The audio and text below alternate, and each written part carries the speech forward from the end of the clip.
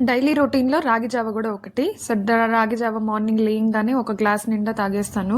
So, కొంచెం గోరువెచ్చగా ఉన్నప్పుడు తాగాలనిపిస్తుంటుంది. దీంట్లో మనం సాల్ట్ అయినా వేసుకోవచ్చు, జీలకర్ర వేసుకోవచ్చు, కొంతమంది మిరియాలు గూడా వేస్తూ ఉంటారు. పాలతో పాటు బెల్లం వేసుకొని కూడా తినొచ్చు, తాగొచ్చు.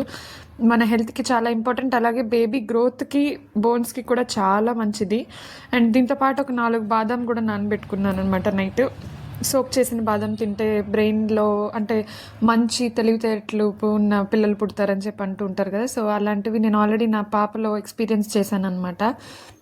నెక్స్ట్ ఒక 9కి 9:30కి అలాగా నేను బ్రేక్‌ఫాస్ట్ చేసేసాను. Lemon rice తినాలనిపించింది.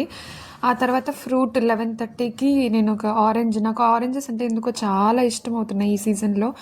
పుల్లంగా, తీయంగా ఉంటాయి కాబట్టి. సో, ఒక 11:30కి ఒక ఫ్రూట్ తీసుకున్నాను. నెక్స్ట్ ఈవినింగ్ 4కి అలాగా పాలు తాగాను ఒక కప్పు. సో, పాలల్లో వచ్చి కార్న్‌ఫ్లేక్స్ వేసుకున్నాను. కొంచెం ఆకలిగా ఉంటే కార్న్‌ఫ్లేక్స్ కూడా ఉంటుంది కదా అని చెప్పి కొంచెం కార్న్‌ఫ్లేక్స్‌తో పాటు పాలు తాగేసాననమాట. ఒట్టి పాలైతే నేను తాగలేను. కాబట్టి బోర్న్‌విటా యాడ్ చేసుకొని కార్న్‌ఫ్లేక్స్ యాడ్ చేసుకున్నాను. లైక్ చేసి షేర్ చేయండి.